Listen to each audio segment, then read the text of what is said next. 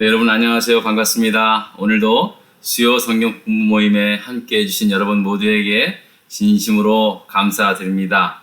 자, 이제 지난 시간에 이어서 오늘 마지막 그 42장을 마무리하도록 하겠습니다. 애굽 왕이 꾸었던 꿈대로 이제 애굽과 그 가나안 전 지역에 이르기까지 7년의 대풍년이 끝나고 이제 7년의 기근이 시작이 된 겁니다. 그동안 7년의 풍년 동안 앞으로 다가올 기근을 잘 준비해서 곡식을 잘 저장해 놓고 철저히 그 관리해둔 이 애굽 나라를 제외한 모든 나라와 민족들은 사람들은 이제 기근으로 인해서 점점점 더 고통 가운데 빠지게 됩니다. 결국 애굽으로 곡식을 구하러 많은 주변의 나라의 사람들이 난민처럼 이제 몰려오게 된 거죠. 애굽의 총리가 된 요셉은 애굽의 모든 곳간을 책임지는 자리에 앉게 되어서 엄청난 부를 이제 애굽의 바로 왕에게 갖다 바치게 됩니다. 그러니 애굽 왕 바로는 이 요셉이 얼마나 귀해 보였겠습니까? 진짜 보물이 그냥 넝쿨채 들어온 거예요. 그야말로 하늘이 내려준 보배처럼 보였을 것입니다. 그가 꿈도 잘 해석할 뿐만 아니라 그 꿈에 대한 대책도 잘 마련해줘서 이 모든 어려운 재난 상황을 너무 지혜롭게 잘 극복해 나가는 것을 보면서 애굽의 바로 왕은 정말 보배 중에 보배를 내가 거두게 되었구나라고 그렇게 아마 심중으로 굉장히 기뻐했을 겁니다.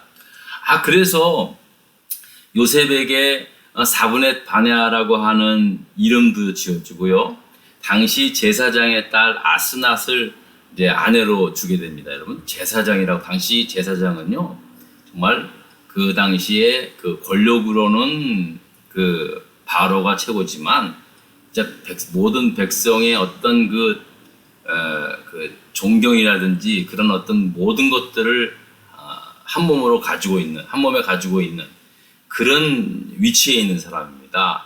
그러니까 그 사람의 딸과 결혼을 시켰고 또 아스낫 바네아라는 이름을 줬다는 이 말은요, 한마디로 애굽의 바로 왕이 요셉을 아들처럼 생각했다는 거예요. 그렇게 요셉을 아끼고 사랑했다, 그 말입니다. 여러분, 저는 이것을 보면서요, 예나 지금이나 정말로 지도자 한 사람이 이렇게 중요하구나 라는 생각을 좀 다시 한번 해보게 됩니다. 지도자 한 사람의 바른 생각과 바른 판단이 국가의 모든 재난을 충분히 이겨내기도 하고 또 한 사람 때문에 망하기도 하는 그런 역사들을 우리가 너무나 보지 않습니까? 특히 지금 세계는 그야말로 재앙에 가까운 일들이 일어나고 있지 않습니까? 전염병으로부터 시작을 해서 기후변화, 홍수, 가뭄, 경제 악화, 뭐 이런 일들이 그야말로 엎친 데 덮친 격으로 막 몰려오고 있습니다. 정말 세계 지도자들이 잘해야 합니다. 또 우리도 지도자들을 위해서 기도해야 되겠죠. 저는 정말 안타깝게 생각하는 거는요, 제가 이제 미국에 살면서 항상 이 미국이라는 나라는 국가적인 어려움을 당했을 때는요, 대통령을 비롯해서 국가 위정자들이, 정치주자들이 백성 앞에 서서 우리 다 같이 하나님께 기도합시다 하고 그렇게 간절히 국민께 요청하는 것을 봅니다. 그런 것들을 종종 봐왔거든요. 국가적 비상사태를 제일 먼저 하나님한테 기도하면서 이겨내고자 하는 그런 메시지들을 항상 지도자들이 해왔어요. 근데 안타깝게도 요즘은 그런 메시지를 들을 수가 없어요. 뭐 전쟁 때문에 그렇다, 코로나 때문에 그렇다, 다 맞는 말이지만 목사님 제가 봤을 때 미국이 이제 하나님을 잊고 사는 거예요. 뭐 이렇게 된 지가 좀 오래되긴 했지만은요, 정말 그 예전의 미국이 아닌 것 같아요. 저는 그래서 참 안타깝게 생각을 합니다. 정말 여러분 기도 많이 하셔야 합니다. 지도자의 정말 바른 판단이 온 백성들을 고통 가운데 넣게 하느냐 아니면 정말 행복하게 하느냐, 이건 지도자 한 사람의 판단에 달려있는 경우들을 너무나 많이 본다는 거죠. 특히 국가적인 큰 어려움이 있을 때 그런 바른 판단을 할 수 있도록 여러분 정말로 기도하시기 바랍니다. 그리고 여러분 저는요 종말주의자는 아닙니다. 절대로 종말주의자는 아니지만 마땅히 요즘 이렇게 돌아가는 세상을 보면서요, 진짜 이건 종말의 때가 가까이 왔구나. 그런 생각을 지울 수가 없습니다. 우리 주님 정말 가까이 오실 날이 가까이 왔구나라는 생각입니다. 저는 이게 성경적이라고 생각합니다. 그래서 어떻게 하게 됩니까? 흥청망청 그렇게 하겠다는 아니잖아요. 주님 오실 날이 가까이 오니까 더 깨어 기도하고 더 하나님 말씀 앞에서 우리가 정말 깨어있는 그러한 믿음의 삶을 살아야 되는 거 아니냐, 그런 말씀을 드리고 싶습니다. 자, 이제 하나님의 사람 꿈쟁이 요셉이 어렸을 때 꾸었던 그 꿈을 간직하고 그 꿈으로 인하여 자기한테 일어나는 모든 크고 작은 일들에 대해서 하나님의 섭리라고 믿었기에 결국 그는 애굽의 총리가 되어서 하나님께서 주신 그 꿈을 이루지 않습니까? 드디어 자기를 애굽의 노예로 팔아버린 형들이 곡식을 사기 위해서 애굽으로 와서 이제 요셉의 발 앞에 머리를 조아리어 납죽 엎드려서 그 곡식을 좀 자기들한테 팔라고 그렇게 간청을 하는 형들을 요셉은 보게 됩니다. 아니, 그때만 해도 요셉의 형들이 자기들이 죽이려고 했던 동생 요셉인지 알았겠습니까? 자기 동생 요셉이 애굽의 총리가 된 줄도 모르고 말이에요. 그 동생 앞에서 무릎을 꿇고 엎드려서 조아리고 있는 거예요. 꿈대로 된 거죠. 요셉은 형들을 보는 순간 아버지 야곱과 자기 동생 베냐민의 안부가 궁금하기도 했고, 또 자기 신분을 너무 빨리 노출시키면 형들이 자신들이 지금 과거에 지금 자기한테 한 것이 있잖아요. 이 과거의 죄가 드러날까 봐 두려워서 이 죄를 감추기 위해서 또 다른 거짓말과 또 다른 일을 꾸밀 수 있을 것 같아서 일단은 형들을 정탐꾼이들이다 그래가지고 몰아서 3일 동안 감금을 하게 됩니다. 이게 참 요셉의 지혜입니다. 요셉의 지혜예요.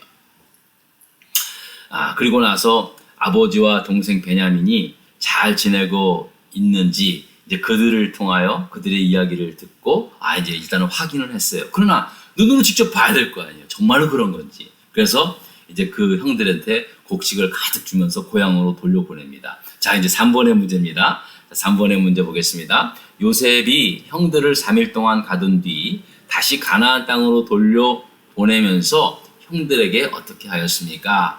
이제 42장 19절서부터 20절의 말씀을 읽으면 나와 있는데요. 요셉은 형들에게 이렇게 말합니다. 자기도 하나님을 경외하는 사람이다. 나도 하나님을 믿는 사람이다. 너희들이 믿는 하나님을 믿는 사람이니까, 자, 너희 중에 한 사람이 이제 옥에 남겨놓고 일단은 곡식을 가지고 가라, 빨리 돌아가라. 그래야지 너네 지금 집안 식구들 굶고 있는데 살려야 되지 않겠느냐. 자, 그리고 나서 너희들이 나한테 말한 대로 정말로 너희들의 막내 동생이 집에 있는지, 그게 말이 진실인지 아닌지 한번 그 막내 동생을 데리고 와라. 그러면 내가 너희들을 믿겠다라고 이제 요셉이 이야기를 한 겁니다. 야, 요셉이 이거 보통이 아닙니다. 굉장한 지혜를 발휘한 겁니다. 예? 함부로 자기 신분을 드러내면은 역효과가 날 수도 있는 것이고, 아직까지는 동생 베냐민이 정말로 형들의 말대로 살아있는지를 확인하는 게 중요했습니다. 왜 그러냐면요. 여러분 생각해 보세요. 자기를 죽이려고 저 깊은 웅덩이에 빠뜨려버린 사람, 매정한 사람, 비정한 사람이에요, 진짜. 그 굶어 죽으란 얘기예요. 얼마나 잔인한 형들입니까? 요셉이 그걸 알잖아요. 그리고 이제 결국 자기를 노예로 팔았잖아요. 그때 형들한테 얼마나 애걸 복걸 했겠습니까? 근데도 모르고 형들이 냉정하게 했던 사람이에요. 그런 형들을 요셉은 알고 있는 거예요. 그러니 자기 친동생, 같은 엄마 뱃속에서 난 동생 베냐민도 무사할 수 없겠다라는 생각을 요셉은 하고 있었던 거예요. 그래서 늘 동생 베냐민만 생각하면 가슴이 아픈 거죠. 근데 베냐민이 잘 살고 있다고 말을 들으니까 한편으로 너무나 반갑고 보고 싶은 거예요. 근데 거짓말일 수도 있잖아요. 그래서 아주 침착하게 이제 형들 그 중에 한 사람을 붙잡고 시므온이라는 그 형을 붙잡고 난 다음에 나머지를 돌려보낸 거예요. 자, 이 시므온이라는 사람을 찾기 위해서는 그 니네들이 말이 맞는지 베냐민을 데리고 와봐라. 그래서 나한테 너희들의 진실을 보여달라. 그렇게 가지고 이제 이제 시므온 형을 잡아두고 이제 보내게 된 거죠.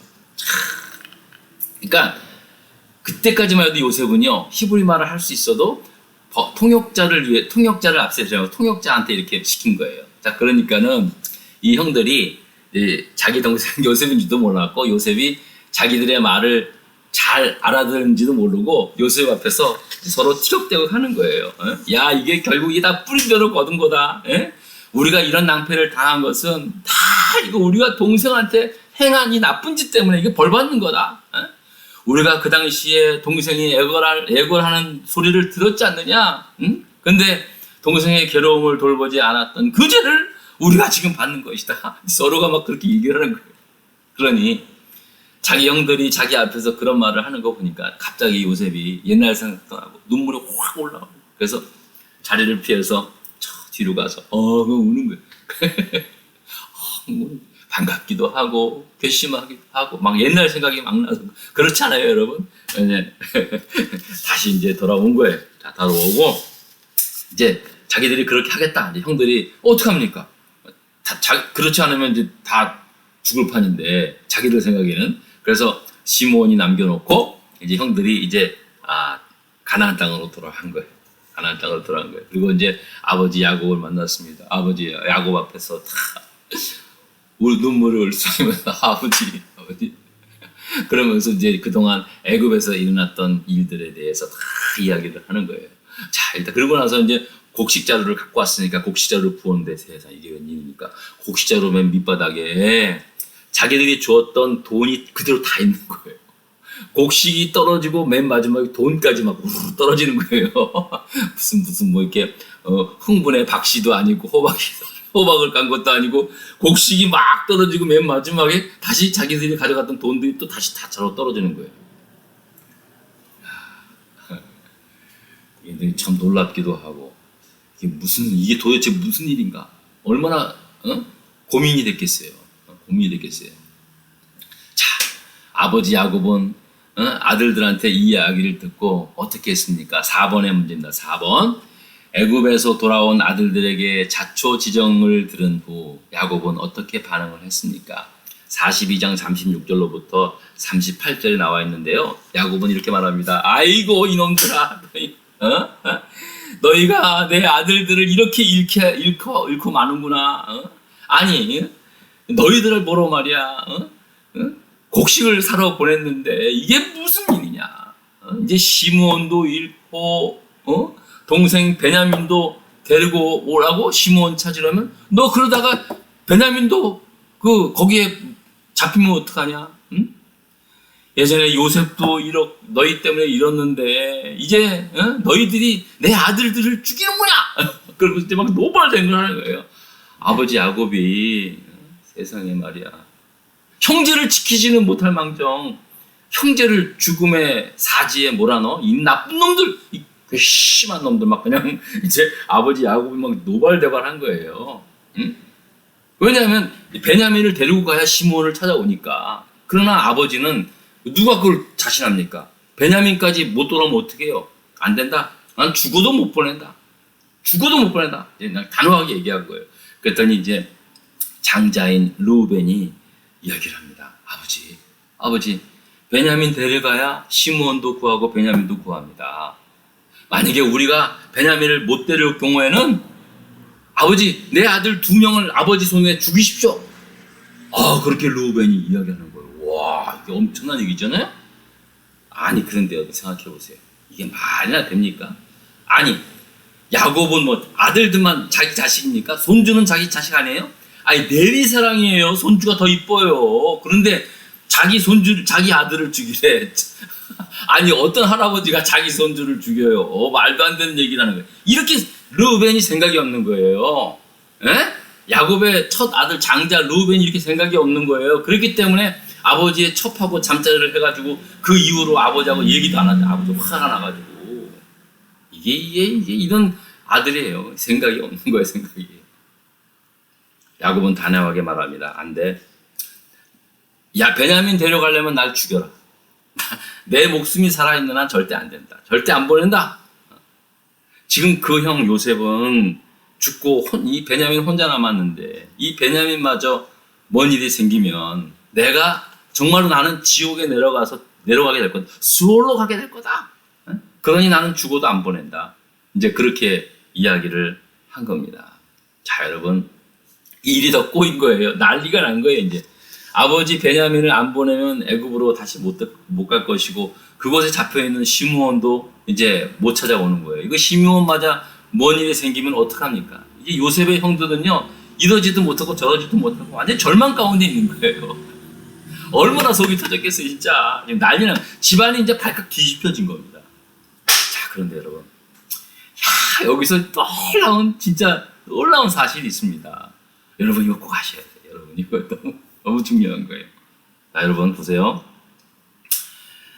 사실 지금 요셉의 형들과 아버지에게 일어나는 지금 집안이 막 풍지박산 난리가 났잖아요. 하지만 이 과정은요 점점 꼬여지는 잘못된 과정이 아니라 회복되는 그런 과정의 한 부분이라는 거예요. 그죠? 요셉은 지금 총리잖아요. 요셉은 지금 온 가족들을 지금 이 기근에서 구원하기 위해서 자기 애굽으로 데려올 계획을 하고 있거든요. 그러니까 사실은 가족을 다 구원하기 위한 것도 그렇고 자기 일로 말미암아 형들이 큰 죄를 졌잖아요. 근데 이것도 어쨌든 간에 화해를 해야 되잖아요. 근데 요셉이 지금 머리로 지금 다 해가는 거예요. 그런데 그 과정에 지금 이제 시몬을 두고 요셉은 형들을 모르잖아요. 그러니까 이 야곱의 가정은 막 풍지박살나. 그러니까 겉으로 봤을 때, 그 시점으로 봤을 때는 지금 풍지박 난리 나는 거예요. 집안이 바깥 뒤집어진 거예요. 아버지 야곱은 이 아들들을 호통을 치고 너희들 때문에 우리 아들 다 죽는다 이놈의 새끼들아. 응? 그렇게 하고 이제 형제들은 이거 네 누구 탓을 하는 거예요. 거 봐라 우리가 지금 요셉한테 행한 일을 그 죄를 그대로 받는 거다. 막 난리가 난 거예요. 막 그냥 서로가 얼굴 보기도 막 그냥 민망할 정도예요 지금. 그러니까 막 굉장한 집안의 난리가 났는데 사실은 그것이 회복의 과정으로 화해의 과정으로 가는 과정이었다는 거예요. 그런 하나의 단계라는 거예요. 여러분이 꼭 명심하시기 바랍니다. 꼭 명심하시고 여러분 우리가 죄로 인해 죽었던 우리도 하나님의 자녀가 되어서 이제 영적으로 회복이 돼요. 근데 한순간에 물론 하나님의 자녀가 되고 구원받아요. 그건 한순간에 이루어지는 일이에요. 그러나 이제 그 과정, 회복의 과정은요 이런 일들이 일어나는 겁니다. 우리가 그동안 죄악 가운데 살다가 주님 앞에 가잖아요. 그러면 그것이 모든 것이 한순간에 다 무너지지 않거든요. 과거에 쌓아왔던 습관들, 그 자기가 지은 죄로 인해서 남겨진 어떤 그런 잔재들, 그런 것들이 더 괴롭게 만들어요. 더 자기의 발목을 잡는 것 같아요. 하나님과 정말 하나님 예수 그리스도를 믿고 나 진짜 하나님 말씀대로 바로 살게 되는데 왜 나한테 점점 이 어려운 일들이 생깁니까? 왜 이렇게 내 집안이 더 예수 믿으면 더 집안이 더 잘 돼야 되는데 내가 예수 믿고 더 신앙생활을 잘 하려고 하는데 왜 집안이 더 이렇게 안 좋은 일이 생기고 왜 이렇게 자꾸만 안 좋은 일로 엮여지고 가족 간에 그런 불화가 더 생겨나고 내가 예수 믿는다고 내 가장 사랑했던 동생이 또 형이 그런 사람들이 막 불화가 생기고 왜 이러는가 이런 것들이 많이 그제로 직장에서도 그렇고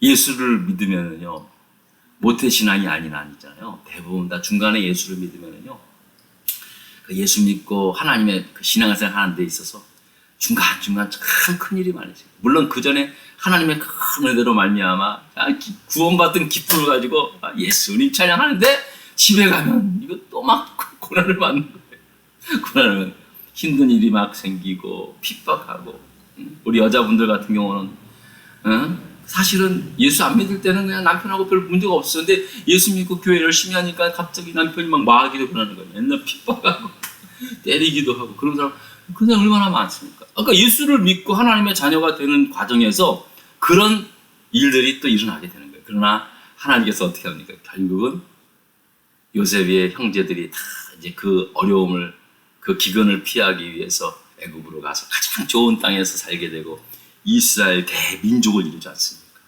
할렐루야! 여러분, 이 말씀 정말 놀라운 말씀입니다. 요 장면만 보면은 지금 애굽의 집안은 풍지박살이에요. 풍지박살난 거예요. 아들을 잃었어요. 시므온을 잃었어요. 요셉을 잃었어요. 베냐민마저 잃은 것 같아요. 그러나 나중에 어떻게 됩니까? 요셉도 살아있어요. 애굽의 총리가 됐어요. 시므온도 감옥에는 갇혔지만 잘 먹고 잘 살고 있어요. 할렐루야! 이겁니다. 여러분, 눈에 보이는 거 신경 쓰지 마십시오. 눈에 보이는 것 때문에 환경이 뭐 어떻게 좋다고 해서 여러분, 그렇게 여러분 신앙이 그렇게 우스운 게 아닙니다. 오히려 마귀가 또 장난하는구나. 회복하고 믿음으로 극복하는 저와 여러분 될 수 있기를 주의 이름으로 축원합니다. 그런 믿음이 설상 없더라도 여러분 딱 한 가지, 끝까지 주님만 붙여보세요. 신앙생활 교회 가는 것만큼만 포기하지 않으면 여러분 승리할 수 있습니다. 할렐루야. 오늘 제가 또 너무 흥분했네요. 이렇게 막 그냥 너무너무 은혜가 돼서. 자, 그러면 또 다음 주에 뵙겠습니다. 할렐루야.